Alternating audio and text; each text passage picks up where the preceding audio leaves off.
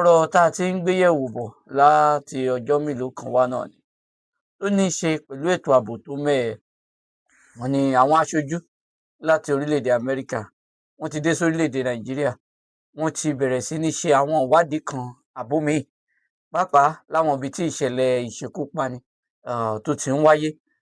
Bẹ́ẹ̀ ló jẹ́ pé ilẹ̀ Ìbàdàn wa tí í ṣe olú ìlú ìpínlẹ̀ Ọ̀yọ́, èèyàn méjì ọ̀tọ̀ọ̀tọ̀ ó ní àkọọ́lẹ̀ wà pé lẹ́nu ọ̀sẹ̀ tó lọ yìí wọ́n jí wọn gbé. Ló wá di pé ó ń bọ̀ ẹ̀yin àgbàlagbà ní àwọn làádẹ́ẹ̀dẹ́. Bẹ́ẹ̀ sì rèé kálukú ti bẹ̀rẹ̀ sí ní mójútó bó tilẹ̀ jẹ́ pé wọn ò tíì sọ bí ìjínigbé ọ̀hún bó ṣe wáyé àti bí ó ṣe ń ṣẹlẹ̀ káàkiri àwọn ìpínlẹ̀ jákèjádò Nàìjíríà. Ogunlọ́gọ̀ àwọn ọ̀rọ̀ ló wá ń jẹ jáde. Ẹgbẹ́ òṣèlú ADC à ń wá fòpò ọ̀rọ̀ ránṣẹ́ síjọba àpapọ̀ pé ipa tí orílẹ̀-èdè Nàìjíríà sáré kó láfẹ̀mọ́júmọ́ lórí ọ̀rọ̀ ilẹ̀ Benin Republic nígbà tí ìdìtẹ̀gbàjọba fẹ́ wáyé ńbẹ̀. Wọ́n ní kíá Nàìjíríà ti gbéra, wọ́n ti fi ọkọ̀ jagun ránṣẹ́. Ní èéṣe tó wá ṣòro fún orílẹ̀-èdè Nàìjíríà láti dáàbò bo àwọn ọmọ orílẹ̀-èdè rẹ̀, ṣùgbọ́n wọ́n lè mú kí okùn ètò ààbò kó yí dandan ní orílẹ̀-èdè tí wọ́n mú létì. Bàbá Ọbásanjọ́ náà bọ́ta pé ogun à ń bá Boko Haram jà yìí, wọ́n ní ó mọ̀ ti ju ọdún tá a fi ja ogun abẹ́lé, ó ti kọjá rẹ̀ báyìí o. Bẹ́ẹ̀ ni ẹni ọ̀rọ̀ ètò ààbò tó pakasọ yìí ó ní gbogbo wọn ń sọ̀rọ̀ bá. Ọ̀jọ̀gbọ́n Yemi Farounbi, ipa tó orílẹ̀-èdè Nàìjíríà kọ́kọ́ tiẹ̀ kóná lórí ọ̀rọ̀ ìdìtẹ̀gbàjọba tó fẹ́ wáyé ní Benin Republic, ojú ò lè fi wò ó. Bẹ́ẹ̀ rèé tó jẹ́ pé ilẹ̀ Áfíríkà àwọn adarí ò fẹ́ lè sùn mọ́ torí ìdìtẹ̀gbàjọba ọmọ ológun tó ń wáyé káàkiri àwọn orílẹ̀-èdè. Kí ni ìṣẹ̀lẹ̀ sílẹ̀ Áfíríkà? Ẹ ṣe gan-an ni. Ọ̀pọ̀lọpọ̀ ojú la lè fi wo nǹkan tó ṣẹlẹ̀ ní Benin Republic. Àwọn ológun fẹ́ gbàjọba ń bẹ̀ náà. Ká sọ pé wọn ò bá gba ìjọba, ṣùgbọ́n wọn ò rí ìjọba náà gbà nítorí wípé wọ́n kọ sílẹ̀ France, wọ́n lè kọ sílẹ̀ Nàìjíríà. Kí ni tilẹ̀ France ń bẹ̀? Ṣé wọn pé France ni colonizer wọn tẹ́lẹ̀tẹ́lẹ̀. Wọ́n dẹ̀ sọ bẹ́ẹ̀ a ṣe gbọ́ pé àwọn French troops tó wà ní Benin. Nàìjíríà, àwa àti Benin Republic a jọ wà ní West ECOWAS. Wọ́n dẹ̀ ní defence pact. According to them, àwọn lo defence pact láti pe Nàìjíríà pé kó ràn wọ́n lọ́wọ́ láti lé àwọn ọlọ̀tẹ̀ lọ. A sì rán àwọn ọmọ ológun wa ní kíákíá. Nǹkan tá a máa ń sọ fáwọn èèyàn ni tí ìlú bá kéré ńgbà míì lásánlàsàn ní airspace wọn bí plane méjì mẹ́ta ti cover ẹ̀. Àwọn tó máa ń béèrè pé ẹ jẹ́ kí á pín, ẹ jẹ́ kí á pín. Tí ìlú bá kéré, kò sẹ́ni tí ń bọ̀wọ̀ fún, kò sẹ́ni tó ní respect fún. Bí wọ́n ṣe cover airspace Benin Republic, kò sẹ́ni tó lè cover airspace Nàìjíríà readily bẹ́ẹ̀. A máa need about 100 to 200 planes láti lè cover airspace wa. But a cover airspace yẹn. Kí ni ìyẹn bí? Ìyẹn mean pé wọn ò lè ní àwọn tó ń di ọ̀tẹ̀ yẹn, wọn ò lè ní olùrànlọ́wọ́. Bóyá àwọn kan fẹ́ support wọn, wọ́n fẹ́ send troops wá ní o. Nígbà tí wọ́n ti block airspace yẹn kò ṣeé ṣe. The second ni wípé ibi tí wọ́n kóra wọn jọ sí àlọ́ bọ́ọ̀bù bẹ̀. Bọ́ọ̀bù gbanú bẹ̀ kọjá. Wọ́n ó pe mínísítà àwọn kan tó ní bọ́ọ̀bù kì í lè gbanú igbó. A ti rí i pé bọ́ọ̀bù máa ń gbanú igbó. Nígbà tí wọ́n bọ́ọ̀bù wọn bẹ̀, wọ́n disperse wọn. Bí wọ́n ṣe ń move in armored car ni wọ́n bẹ̀ sí ń bọ́ọ̀bù wọn. So that scattered them. Kò sí cohesion mọ́. And olórí láti fẹsẹ̀ sí. So democracy was restored. Under the ECOWAS party, the Nigeria fiat. But ní ayé àtijọ́ a ní kinní kan tá à ń pè ní peer review. Àwọn countries máa ń review ara wọn nígbà Ọbásanjọ́, nígbà Mandela, nígbà Mbeki. Ẹ máa sọ fúnra ẹ pé ìgbà tó ń ṣe yóò dáa. Ṣé president Benin ṣe dáadáa tó ní àwọn èèyàn ṣe sọ pé kó kúrò?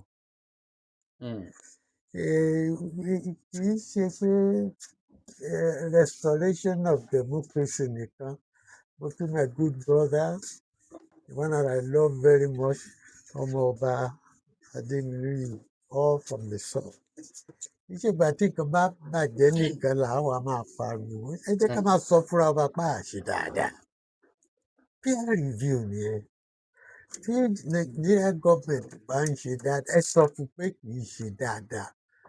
Tó bá jẹ́ Congo ni, tó bá jẹ́ Burkina náà nígbà tó ìwọ̀ ní ECOWAS, tàbí any country, if they are not doing well for the people, tell them. Democracy is the best form of government. But that doesn't mean you should not do well. So, tí àwọn olórí wọ̀nyí tó bá ṣe ní ti ECOWAS, tó bá ṣe AU, tó jẹ́ United Nations náà, tábà máa sòótọ́ fúnra wọn tí irú nǹkan báyìí bá ń ṣẹlẹ̀, tẹ́ bá wá lọ suppress, you are suppressing minority or in fact nígbà míì majority view. Take our situation in Nigeria. Ṣé tí Trump ò bá sọ̀rọ̀, ṣé gbogbo 52 countries tó wà ní Africa wọn ò mọ nǹkan tó lọ Nàìjíríà? Wọn ò rí problem of security tí a ní. Wọn ò rí bí wọ́n ṣe ń pa Christian, tó ń pa Muslim, tó ń pa àtàwọn tó tẹ̀ ṣe Muslim tó ṣe Christian. Kò sẹ́ni tó rí. Gbogbo wọn dákẹ́ jẹ́jẹ́ as if that is the right thing to happen until Trump stopped. Must we tó yẹ kí ọ̀rọ̀ wa ó di ọ̀rọ̀ Amẹ́ríkà kí àwa kan tó lè pera wa pé president Nàìjíríà bí nǹkan tá à ń gbọ́ yìí ò dáa. Ohun tí ò dáa ò lórúkọ méjì kò dáa. So nǹkan tá a lọ ṣe ní Benin under the pact is legitimate. But ṣé àwa náà ò rí pé nǹkan tó ń lọ Benin ò dáa tẹ́lẹ̀tẹ́lẹ̀? A rí rí on social media, a rí on international news that the president is becoming a dictator and that some people are not happy. The Communist Party in Benin Republic, even they release regular Nigeria mẹ́ àti France. If I want to allege pé France ló direct president wa pé kó lọ intervene. I hope it's not so. But mo mọ̀ pé president wa ní close relationship pẹ̀lú Macron àti France. I hope that is not so.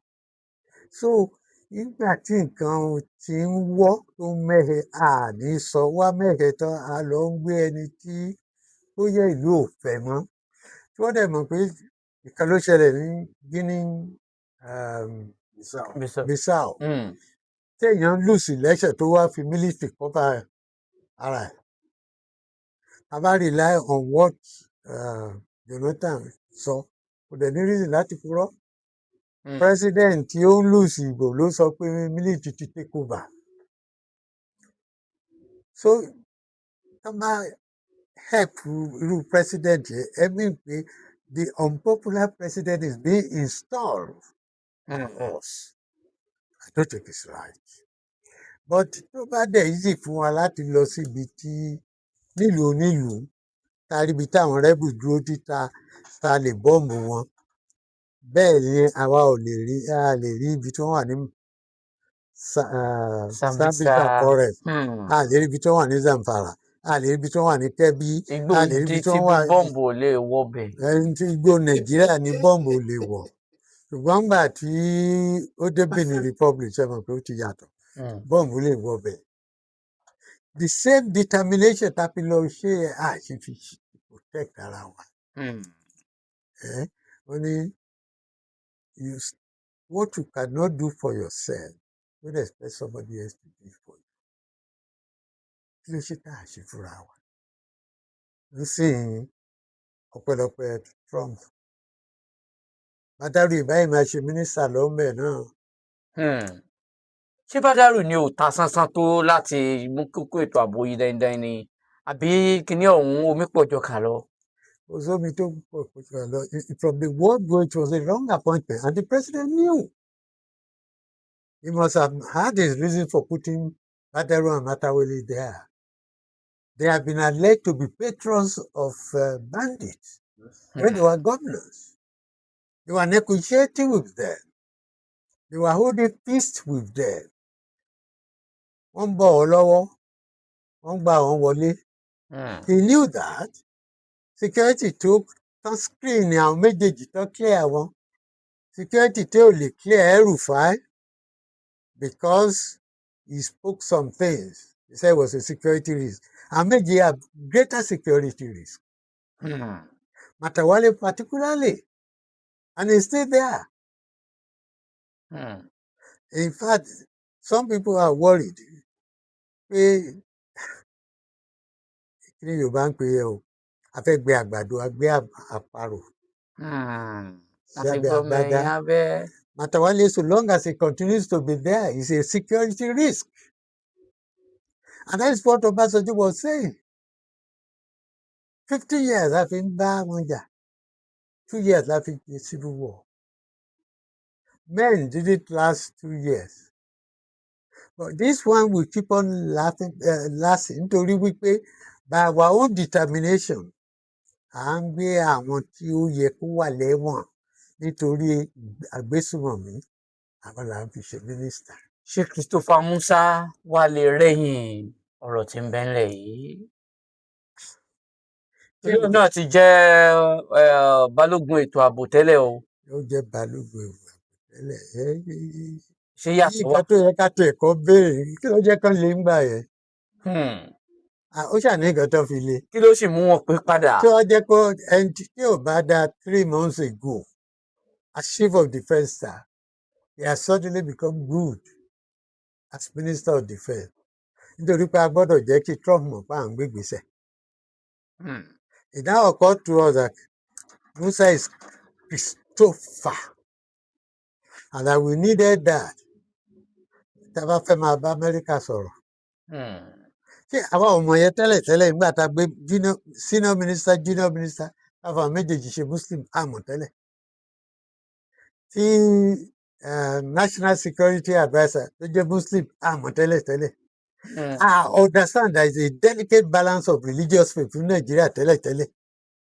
So ó dìgbà tí Trump bá tó wá rúnra, àwa tó mọ̀ pé nǹkan tá à ń ṣe wrong. So whether I will succeed, ó depend bẹ́ẹ̀ tó pè síṣẹ́ bá fẹ́ kó succeed. Because he's just a minister, he's an appointee. He doesn't make budget. Yes, he can advise the troops because part of the problem, Tamani, the minister is not the chief of defense staff. Under the chief of defense staff, the chief of naval, chief of air force, chief of Air Force, naval, and army. They are all independent, but they work collaboratively under the supervision of the CDS.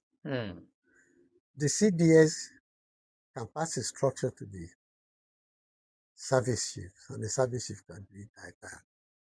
The Minister of Defense is a policy maker. I listened to him, brilliant, extremely brilliant. But does a minister have the power from control? The minister cannot direct ordinary recruits. Don't forget that there was a brigadier in this country called Brigadier Ogudipe. He will give instructions, corporal until I see my captain. I'm waiting for my captain. You can have that. Because the man has no command. The Minister of Defense has no command. He's not. Ṣùgbọ́n wọ́n fi ọ̀wọ̀ wọ̀. torí pé òun náà mọ ikú tó pa ó mọ gbogbo ohun tó ń bẹ́ẹ̀ bẹ́ẹ̀ kó tó di pé ó di mínísítà. nǹkan tí ó máa jẹ́ kán fi ọ̀wọ̀ wọ́ òun ní ìbẹ̀rù Trump. ìbẹ̀rù Trump ní ìpilẹ̀ṣẹ̀ ọgbọ́n báyìí. bẹ́ẹ̀ ni amúdé ń suspect pé láìpẹ́ that minister of defence and the NSA will clash. The NSA is exceeding its powers. The NSA has no executive power. But this NSA, Aránṣẹ́ pé Chief of Army Staff, he has no such power. He is National Security Advisor to the President. He gives the President advice. He has no direct control. He has no executive power. Full of check NSA Act. The NSA Act was put into place under the Babangida Mo wá ń pè regime. wọ́n bí ibọ̀ yìí tó yẹ mọ̀ bẹ́ẹ̀ He mọ̀ bẹ́ẹ̀ wá has pàdé. no such responsibility. Pé wọ́n ní kó máa lead the team that was very wrong, pathetically very wrong, and humiliatingly wrong for Nigeria. To put an Attorney General, a Minister of Foreign Affairs, to be led by an advisor. He is an advisor to the President. It's not somebody to be seen. It's not somebody to be heard. Tó bá ní advisor fún president, báwo president kò gbà á tí ò bá sì gbà á, but he will have a clash with this Minister of Defence because it's not likely that this one will take it from him. The Minister of Defence has executive power over the Ministry of Defence. The NSA has none. And I'm ashamed that NSA gan tó jẹ́ pé the so-called remote could ó involve officers office ẹ̀ tó ràn án níṣẹ́. So I like to watch area yẹn. And talking about security generally, èmi rò pé a dé àsìkò kan tó jẹ́ pé ìgbẹ́kẹ̀lé nínú àwọn wọ̀nyí kò ní help wa. Ó ti dé Ìbàdàn báyìí o. Èèyàn méjì ni wọ́n ti gbé yìí. And reason tí mo ṣe sọ pé ó lè má help wa ni a fẹ́ gba 20,000 sójà bí. Bẹ́ẹ̀ni. 20 ni. 20 ni. Gbogbo sójà ta ní jẹ́ 200,000. Kán tó gba 20 sí yẹn, kán tó advertise, kán tó recruit, kán tó ṣe gbogbo rigorous recruitment, kán tó train wọn, á ti kú tán. Bẹ́ẹ̀ náà ni tàwọn police tí a fẹ́ gbà. So I want to recall nǹkan tí General Danjuma ti ń sọ látijọ́ yìí. Defend yourself. Defend yourself. Mo ṣe fẹ́ quote Quran.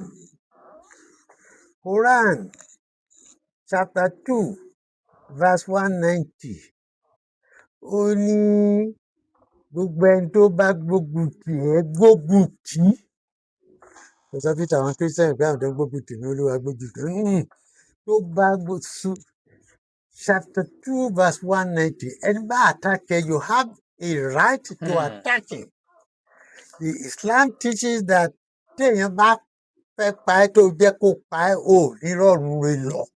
Ṣùgbọ́n òfin náà ló tún wá sọ pé self-defense. I'm coming to òfin. The òfin of Nigeria is under, what do you call it now? Quran sí. Quran tó pọ̀, Quran 475 sọ gbogbo yẹn.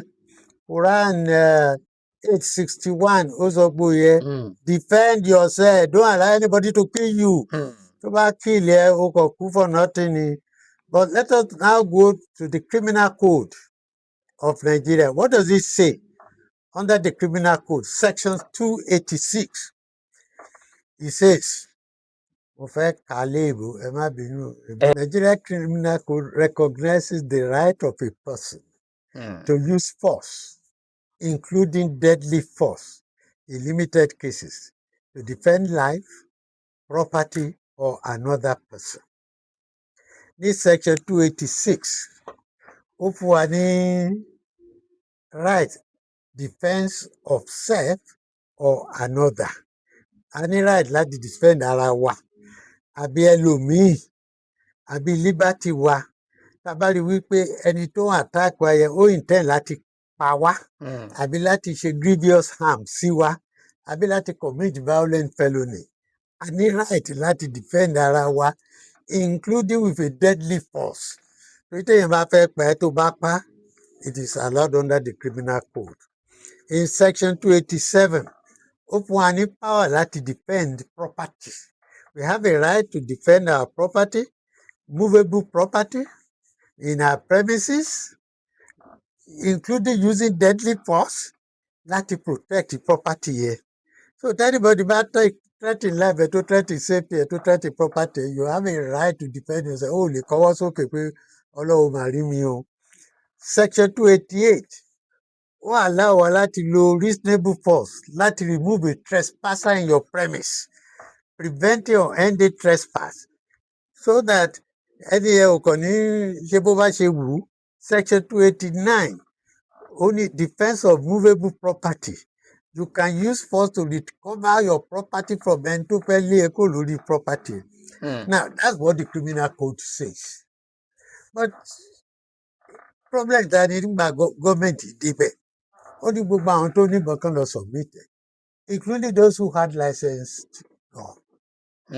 So you open those people wọn lè defend ara wọn and that is why in America almost everybody can carry gun. Tẹ bá ń gbé àdúgbò kan tẹ jẹ́ estate bóyá 130 houses ló wà ńbẹ̀ kí 30 of the 130 houses kí wọ́n ní AK-47 ṣe wọn pé ẹ bá já lògùn gbè lókù so nobody will do that. Okay. So we must learn now to defend ourselves because gbogbo eléyìí tó fẹ́ ṣe yìí àti Trump ni o wọ́n yà ń bẹ Trump wọ́n mú mọ́lẹ̀ tó bá yẹn mú mọ́lẹ̀ á ti kú tán àwọn ọmọ ọgbẹ́ aláì.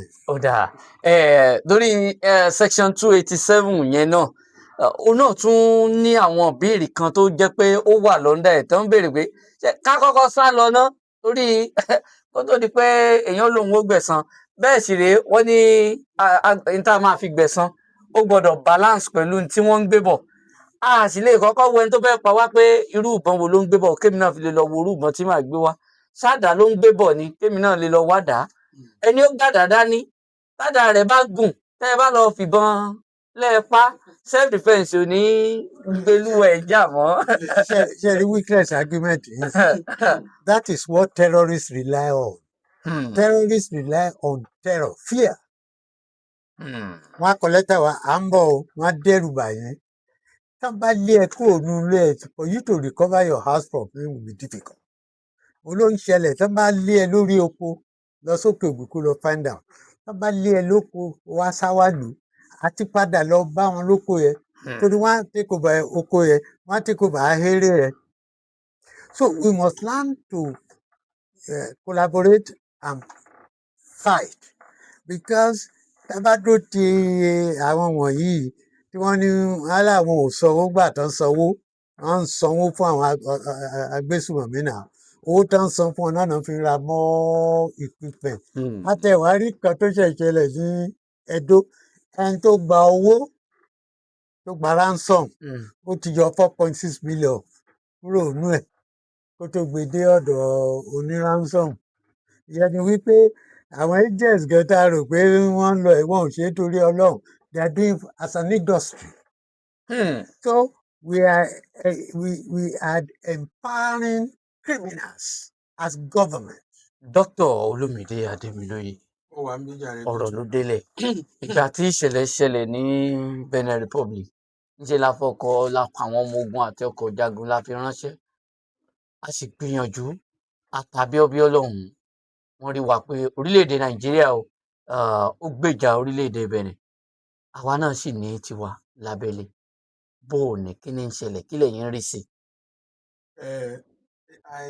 Mo ń wo from a fairly different angle. Okay.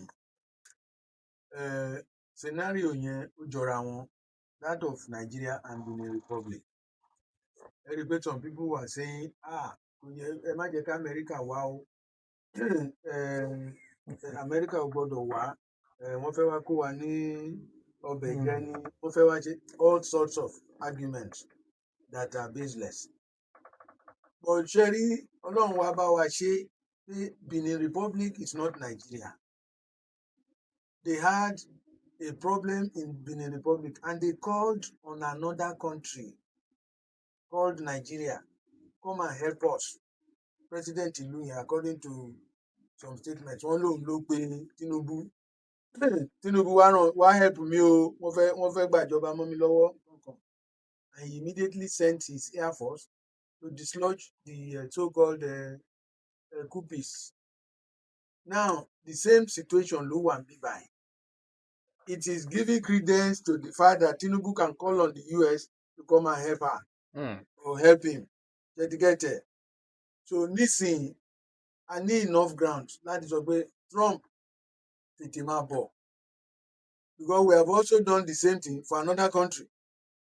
Country Benin Republic ò lágbára tó Nigeria militarily. Wọ́n dẹ̀ pè wá pé ká wá help wọn, a dẹ̀ lọ, a dẹ̀ install sanity sílùú yẹn. Now we can also call on a superior military country like the US. Trump, please come and help us. So I want to advise President Tinubu, ask Trump to come quickly.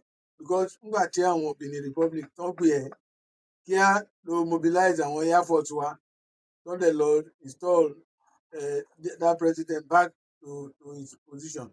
So I think you are legally qualified, whether on the basis of sympathy or on the basis of international relations. Please call on Trump to come quickly to install sanity in this country. Why am I saying so? Even yesterday, kidnapping ṣì ṣẹlẹ̀. In fact, they said they killed a pastor and they killed the wife. And they kidnapped the church members and carted them away. I don't know for how long we will continue to lament every day. Ìjínigbé náà tún wáyé nìbàdàn yìí náà. Even in Ibadan here, kidnapping tún ṣẹlẹ̀ ní Ibadan bí báyìí. Ibadan that is supposed to be the seat of civilization for even in Africa. They even kidnapped here. Wọ́n ní APC chieftain kan àbí nǹkan kan wọ́n gbé. And now the same thing again, another person.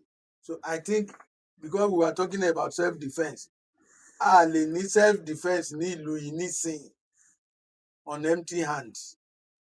I expect government to take a step. Step tó ń dẹ̀ lè take ni pé every landlord location, landlord association, ẹ fún wọn níbọn free of charge. Situation tá a dé nsìn, I don't know how many people can have enough money to go and buy AK-47. Bóná tiẹ̀ ti fẹ́ rà, bóná ti fẹ́ rà, ta ló fẹ́ tà fún wọn? So, but government can say, look, I want to protect my people. Mi ò dẹ̀ ní enough army. Therefore, all landlords association from the local government, the local government know the landlords association. Ẹ lọ kó ìbọn fún wọn. Ṣáwa ni mo para wa. Para wa. Tẹ́nìkan ó bínú tán pé bàbá alágbájá sẹ̀mí tí ó fàbọn yọ. Para wa. Nígbà tí ṣe gbogbo èèyàn lọ fún ìbọn. Teach everybody. So every landlord association, ẹ lọ kó ìbọn fún wọn. Because when these people wọ́n ti wọ Ìbàdàn sìn. Yesterday I was in was it Mobile area? Gbogbo àwọn people tó jẹ́ pé they are not Yorùbás. Wọ́n outnumber àwọn Yorùbá. Somebody was telling me a story in the church on Sunday. Ó ní àdúgbò wọn, they suspected some hoodlums. These are dangerous criminals. Ìgbà tí wọ́n wá lọ kí ni wọ́n ń pè é? Wọ́n lọ inspect, yes, their boat. 150 AK-47 náà rí. Ní Ìbàdàn yìí, not too far from here. So 150 AK-47. Mo ní kí lẹ dẹ̀ ṣe, you should take such things to the police. 150 AK-47. So ó wá ní nǹkan tó dẹ̀ ṣẹlẹ̀ ni pé the landlords were in fact so afraid. Pé if these people lóru kẹ́ wá pé 150 AK-47 fáwọn hoodlums wọ̀nyí, they will wipe the entire landlords association. Wọ́n wipe it because they are facing people who have no guns. Landlords association kò ní cutlass gan, kò ní nǹkan kan. And you people have 150 AK-47. Wọ́n pa everybody tán ni. So this is a time to really take this matter serious. The governors should, if the federal government is wasting time, the governors that have a duty to protect our citizens. àwọn tí wọ́n ń lòdù mọ́ tírélà ń kọ́. So now wọ́n ń load àwọn hoodlums wọ̀nyí sínú trailer, wọ́n á dẹ̀ dislodge wọn at a point of entry into the city and so on. Ṣé governor state ò mọ̀ ni? Ṣé wọn ò mọ̀ ni? And because they know, ẹ má jẹ́ kó dàbí ti Boko Haram. Boko Haram, they have representatives in government. They have them in all the parastatals. They are there marrying and enjoying themselves. Ẹ má jẹ́ kí ti state kó rí bẹ́ẹ̀. Let the governors of the state wake up now. In fact, ẹ jẹ́ ká gbàgbé every other thing for now and face this issue of insecurity. Southwest is very unsafe now. And we should not pretend to be discussing those the north. You know, now it is here in the southwest and in the southeast. We know when Goton ló ṣẹlẹ̀ ní is it Anambra? bẹ́ẹ̀ Is that not a terrible situation bẹ́ẹ̀ in Igbo land, right there in Anambra? So we have to really wake up now. Governors should take steps. How do you equip the local governments and the landlords associations with arms to defend themselves and their family? Ẹ jẹ́ ká gbé ìgbésẹ̀ quickly. Ẹ ṣé.